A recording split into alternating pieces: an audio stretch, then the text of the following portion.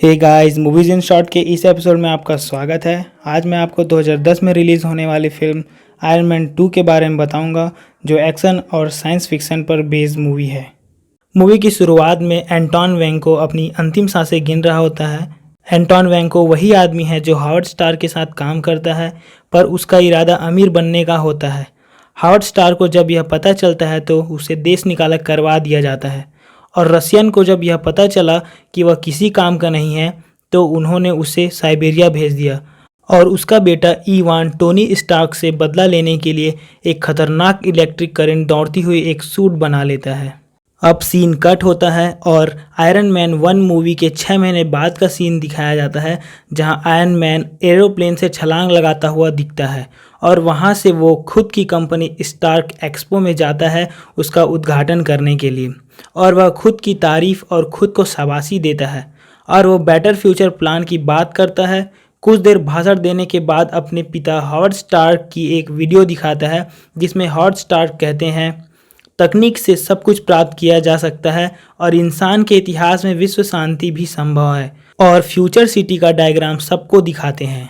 Ceremony के बाद Tony अपने घर जाता है। स्टार्क अपने कंप्यूटर प्रोग्राम जार्विस से बात करता दिखता है। आयरन मैन सूट को यूज़ करने से टोनी स्टार्क की सेहत बिगड़ रही होती है। उसके अंदर टॉक्सिक लेवल 24% हो गया होता है। टोनी के आग रिएक्टर में मौजूद पैलेडियम बहुत जल्दी खत्म हो रहा होता है। टोनी जिसकी वजह से जिंदा है, वही धीरे धीरे उसके अंदर जहर भी बना रहा होता है। कुछ देर में पेपर पॉट्स वहां आती है, पर टोनी उसे कुछ नहीं बताता। टोनी पेपर पॉट्स को अपनी कंपनी का CEO बना देता है, और फिर टोनी की वकील आती है उनके ट्रांसफ़र के कागजात पर साइन करवाने। नेटली के रूप में नताशा, जो शील्ड की खुफिया एजेंट है, वह वहां आयरन मैन के ऊपर नज़र रखने आती है। फिर सीन मोनाको शहर का दिखता है, जहां रेसिंग कार का मुकाबला होता है। टोनी वहां हैप्पी और पेपर पॉट्स के साथ पहुंचता है। वहां मिस्टर हैमर भी पहुंचता है। मिस्टर हैमर की भी हथियार बनाने की एक कंपनी है, और वह भी टोनी के जैसा आर्मर सूट बनाने की कोशिश कर रहा होता है। फिर टोनी रेस में हिस्सा लेता है और रेसिंग शुरू होती है। वहां एंटोन वेंको का बेटा इवान भी आ जाता है और ट्रैक के बीच आकर अपने इलेक्ट्रिक केबल से एक रेसिंग कार को मारता है। उसके 2 टुकड़े हो जाते हैं। फिर वहां टोनी की गाड़ी आती है। मिस्टर इवान टोनी की कार पर भी वार करता है। टोनी अपनी गाड़ी से बाहर आता है। मिस्टर इवान टोनी को मारने उसकी तरफ बढ़ता है। इधर पेपर हैप्पी के साथ टोनी के पास आती है, उसका सूट केस वाला आर्मर लेकर, और फिर टोनी आर्मर पहनता है, और यह सूट अप सीन थोड़ा अलग होता है। एक सूट केस पूरा का पूरा आर्मर बन जाता है, और फिर टोनी उसे हरा देता है। सीन कट होता है। टोनी इवान के पास पुलिस स्टेशन जाता है उससे बात करने, और उसके बनाए डिवाइस की तारीफ करता है और उसकी कमियां भी बताता है। टोनी वहां से चला जाता है, और कुछ देर में इवान जेल में होता है। उसे भागने में मिस्टर हैमर का आदमी मदद करता है, और इवान भाग जाता है, और उसे मिस्टर हैमर के पास लेकर जाते हैं। मिस्टर हैमर इवान की मदद से टोनी स्टार्क को बर्बाद करने का प्लान बनाता है। वह इवान के दिमाग की हेल्प से अपने रोबोट्स को और बेहतर बनाने में जुट जाता है। दूसरी तरफ टोनी के अंदर पैलेडियम की वजह से टॉक्सिसिटी बढ़ने लगती है, और उसे अपने डिवाइस से पता चलता है कि उसके पास सिर्फ 7 दिन बचे हैं। वहाँ नताशा आती है। टोनी उससे पूछता है, अगर ये तुम्हारा आखिरी जन्मदिन होता तो तुम इसे कैसे मनाती?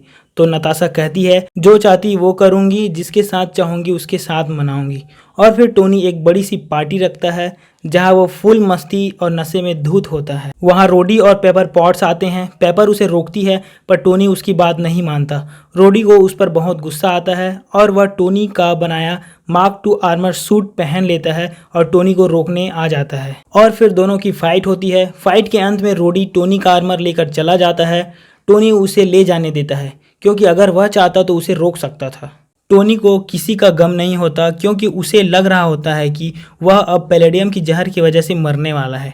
टोनी अभी भी अपनी मस्ती में ही होता है। वहाँ निक फ्यूरी आता है, और वहाँ निक फ्यूरी टोनी के अंदर बढ़ रही टॉक्सिसिटी के निशान को देख लेता है। वहाँ नताशा भी आती है अपने ब्लैक विडो वाले रूप में। टोनी उसे देखकर चौंक जाता है, और वहाँ उसे पता चलता है कि शील्ड की जासूस है, और टोनी के बीमार होने पर उस पर नज़र रखने के लिए निक फ्यूरी ने उसे भेजा था। नताशा उसके अंदर लिथियम डाइऑक्साइड इंजेक्ट करती है और बताती है यह सिर्फ लक्षण को कम करता है।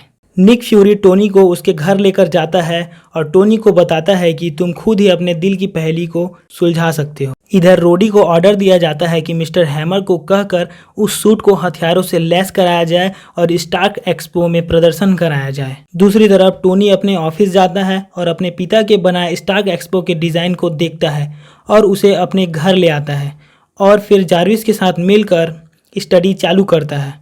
टोनी अपने पिता के द्वारा बनाए 1974 के स्टार्क एक्सपो की डिज़ाइन की मदद से एक नया एटम मतलब तत्व की खोज कर लेता है जो पैलेडियम की जगह लगाया जा सकता है और फिर उसका आर्क रिएक्टर इस नए तत्व से एकदम सही काम करता है। दूसरी तरफ इवान मिस्टर हैमर के लिए रोबोट बनाना छोड़ अपने खुद के लिए हथियार बना रहा होता है। वह मिस्टर हैमर को धोखा देता है, टोनी को फ़ोन करता है और उसको बताता है कि उसके द्वारा बताई सलाह को मानकर उसने अपने हथियार बेहतर कर लिया और वह बताता है कि अपने पिता के साथ जो हुआ था उसका बदला लेने वो आ रहा है।